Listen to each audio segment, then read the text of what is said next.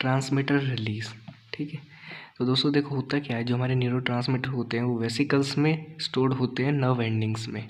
ठीक है, तो अब होता क्या है, जैसे ही इम्पल्स कंडक्ट होता हुआ आता है और एंड पे पहुंचता है, ठीक है, तो जो ये वेसिकल्स होते हैं ये हमारे ट्रेवल करते हुए इसकी एंडिंग तक पहुंचते हैं। ठीक है, एंड में जाके क्या होता है कि जो ये वेसिकल्स के अंदर न्यूरोट्रांसमीटर प्रेजेंट होते हैं ये उन्हें एक्स्ट्रा सेल्यूलर स्पेस में रिलीज़ कर देते हैं by the process of exocytosis. ठीक है, इसी प्रोसेस को जिसके थ्रू ये न्यूरोट्रांसमीटर वेसिकल्स से रिलीज आउट होते हैं, ठीक है, इन द गैप। ठीक है, तो इसी प्रोसेस को हम एक्सोसाइटोसिस बोलते हैं। ठीक है, तो जो ट्रांसमीटर रिलीज़ का जो प्रोसेस होता है, अब ये प्रोसेस इनहिबिट भी हो सकता है, प्रमोट भी हो सकता है। ठीक है, तो इन्हें इनहिबिट करने के लिए, प्रमोट करने के लिए अलग अलग ड्रग्स होती हैं। जैसे मैंने एग्जांपल के तौर पे एक नॉर एड्रेनलिन का ले रखा है। ठीक है, कि अगर मेरा न्यूरोट्रांसमीटर नॉर एड्रेनलिन है, ठीक है, जो न्यूरो ट्रांसमीटर रिलीज़ हो रहा है अगर ये नॉर एड्रेनलिन है, ठीक है, तो इसे इनहिबिट करने के लिए डोपामीन यूज होगा। डोपामीन क्या करेगा, इस नॉर एड्रेनलिन का रिलीज़ को स्टॉप कर देगा। ठीक है, और प्रमोट करने के लिए आइसोप्रेनालिन यूज़ होता है। ठीक है, आइसोप्रेनालिन इसका रिलीज़ बढ़ा देगा, इंक्रीज़ कर देगा। ठीक है, तो आगे हम बात करते हैं transmitter action on post junctional membrane.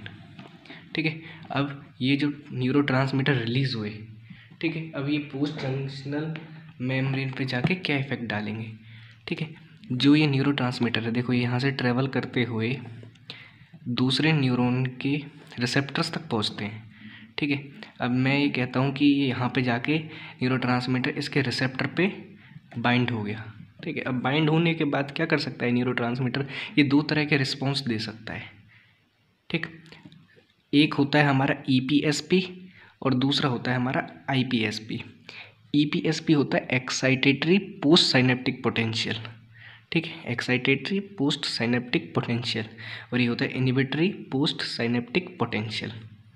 ठीक है, अब इनके अपने अपने पॉइंट्स हैं कि इनमें होता क्या है। ठीक है, देखो अगर EPSP जनरेट होगा मतलब एक्साइटेशन करेगा, ठीक है, ये न्यूरोट्रांसमीटर, तो होगा क्या, ये जो हमारा जो न्यूरॉन है इसके अंदर क्या होगा, influx of Na positive and calcium ions का। ठीक है, इन्फ्लक्स बढ़ जाएगा सोडियम आयंस का और कैल्शियम आयंस का, इफ्लक्स हो जाएगा पोटेशियम आयंस का और डीपोलराइजेशन हो जाएगा। ठीक है, ये जो हमारा न्यूरॉन है इसके अंदर क्या होगा, इसके अंदर बाहर से सोडियम आयंस अंदर आने लगेंगे।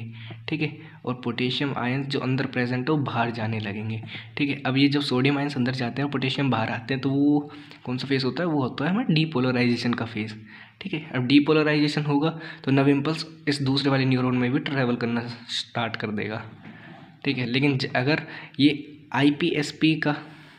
आईपीएसपी टाइप का पोटेंशियल जनरेट करता है, ठीक है, तो क्या होगा, इन्फ्लक्स होगा क्लोरीन आयंस का। क्लोरीन आयंस मतलब सोडियम आयंस जा रहे थे उस वाले में ईपीएसपी में, तो अब क्या जाएंगे, इसमें केवल क्लोरीन आयंस जाएंगे।